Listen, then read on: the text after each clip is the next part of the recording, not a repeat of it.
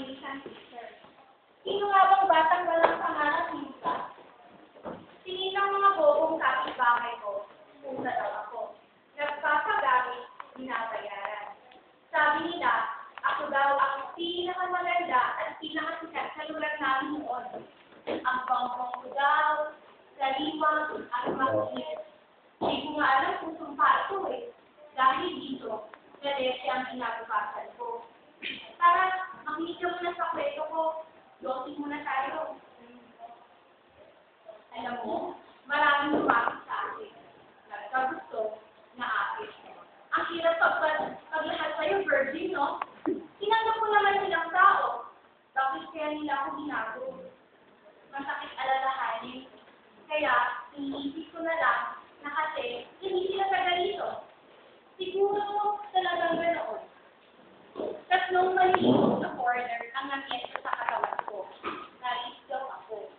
Sa tatlong beses akong nagahasa, ang pinakahuli ang hindi ko makakalimutan. Parang maski di ko gusto ang mga nangyari, hinahanap-hanap ko pa rin siya. Kasi, iba-iba ang habol niya. Umiiikot ang mundo ko sa tuwing ginagamit niya ako. Ibang klase siya mag-sorry ha. Lalo pa at kinupok niya ako at ang mga naging anak ko.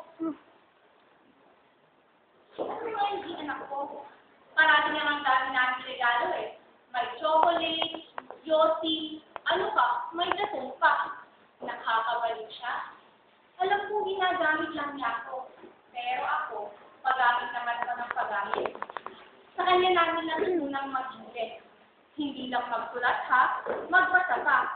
Kaya hanggang ngayon, sa tuwing mabigat ang problema ko, siya ang tinatakbuhan ko. Nga lang, lahat ng bagay may kapalit. Nung kinakasama ko nga siya, huminhawa ang buhay namin. Sosyal na sosyal kami. Ewan ko nga ba? Akala ko, napapamahal ako sa kanya. Ang akala ko, tuloy-tuloy lang sa ligayahan namin. Yun pala, unti-unti niya akong pinapatay. Tutang ina, lalo na naman ang laki na sinasaksak niya sa katawan ko. Muntik na akong manaspag. Ang dami niyang nagsabi sa akin na ang tanga-tako daw. Kapatagsigin ko na daw siya. Pero sa tulong ng mga anak ko, napalayas ko ang kaliwan. Nga lang, hirap pagsimula. Masyado na kasi kami nasanay sa sarap ng buhay na naranasan namin sa kanya. Lubog na kami sa utang eh. Ulang pa ito na pati kaluluwa namin ipangbayad sa mga inutang namin. Kaya kami, sinikap namin lahat na maging maganda ang buhay namin. Kaya ayun, mga nasa Japan, Hong Kong, Saudi ang mga anak ko. Yung iba, nag-US, Europe. Yung iba naman, ayaw mali sa akin. Halos lahat sila wala namang silbi. Masaya daw sa piling ko, maski amoy usok ako. Sa dami ng anak ko na nagsisikap na tulugan ng kalagayan namin, siya din ang dami ng anak ko nang nananamantala sa kayamanan at kabuhayan. Tinatabi ko para sa kinabukasan namin lahat. Dumating na ang panahon na halos hindi na kami makaahon sa hirap. Napakahirap dahil nasanay na kami sa ginhawa at ang di ko inaakala ay mismo mga anak ko ang sisila sa akin.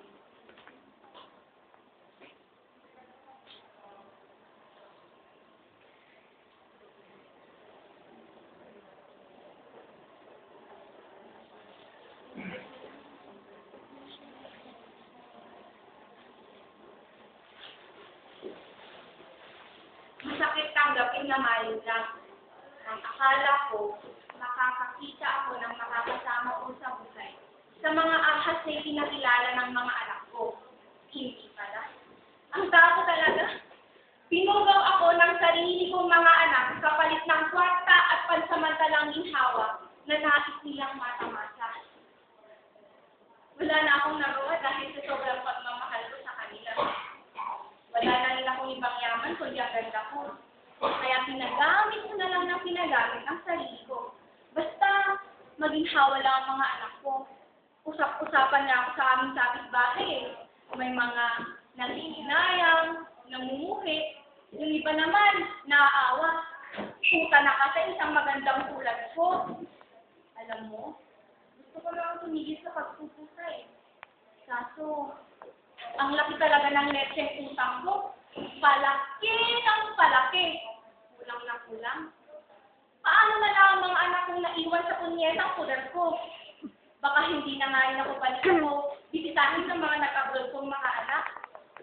Hindi na nga importante sa akin kung mas paging manangganda ko. Basta, madama ko lang pagmamahal ng mga anak ko. At malaman lang nila na ginagawa ko ang lahat para sa kanila. Minsan, pag tumitingin ako sa salamin, alam ko, maganda pa rin ako. Napag-uusapan pa din eh. Kaya minsan, pag nakita ko ang mukha ko sa salamin, nakikita ko ang mga anak ko, sumudulo na lang ng mukha ko na hindi ko namamalayan. Pero ha, ang gagaling ng mga anak ko, na mamayan pa kahit saan man magpunta. Maghusay sa kahit anumang gawin. Tama man o mali. Proud na ako sa kanila eh. Pero sila, sa baliktaran ng tingin nila sa akin.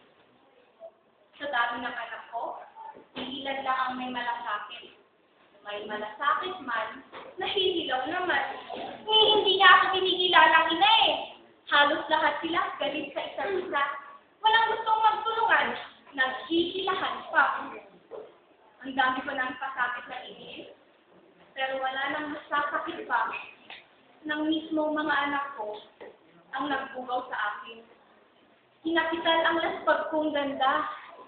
Minsan nga, sa pagtingin ko sa salamin, hindi ko nakilala sa sarili ko eh. Dadating na nga pala ang Pasko, no? Sana, paalala naman ako ng mga anak ko. Sana, ipaglaban naman nila ako. Ipagtanggol naman nila ako. Gusto ko nga minsan, pagsigawan sa buong mundo na, inanin niyo ako! Mahalin naman ako!